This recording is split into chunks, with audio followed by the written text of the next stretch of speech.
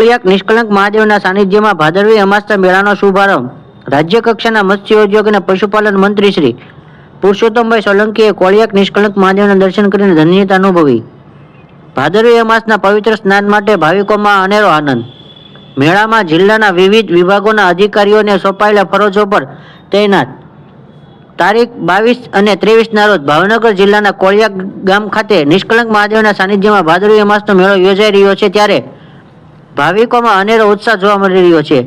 ભાવિકો આસ્થાભેર ભાદરવી અમાસના પવિત્ર સ્નાન માટે આવ્યા હતા, ત્યારે ભાદરવી અમાસના મેળામાં રાજ્ય કક્ષાના મત્સ્યોદ્યોગ અને પશુપાલન મંત્રી શ્રી પુરુષોત્તમભાઈ સોલંકી તથા આગેવાન શ્રી દિવ્યેશભાઈ સોલંકીએ કોળિયાક નિષ્કલંક મહાદેવના દર્શન કરી ધન્યતા અનુભવી હતી।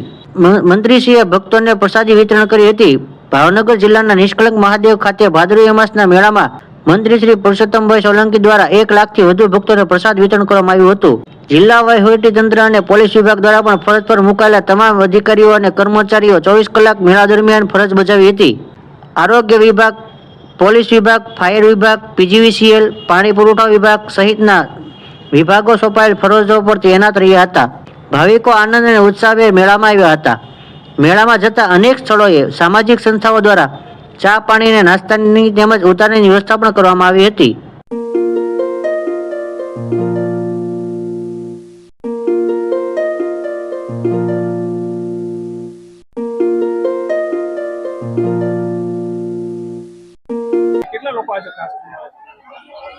આજે નિષ્કલંક મહાદેવના આ શુભ પ્રસંગે અહીંયા લગભગ 2 લાખની ઉપર અહીંયા સમાજના આગેવાનો અને વડીલો ઉપસ્થિત છે।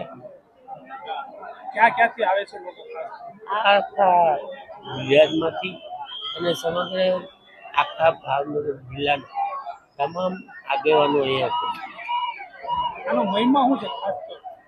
આમાં મહિમા કઈ કહેવાય, કેમ કે આ અમાસનો મેળો અને આની અંદર જેટલા આવશે અને સ્નાન કરશે એમને ભગવાન ખૂબ શક્તિ આપે એવું અહીંયાના એક આગેવાનોનું કહેવું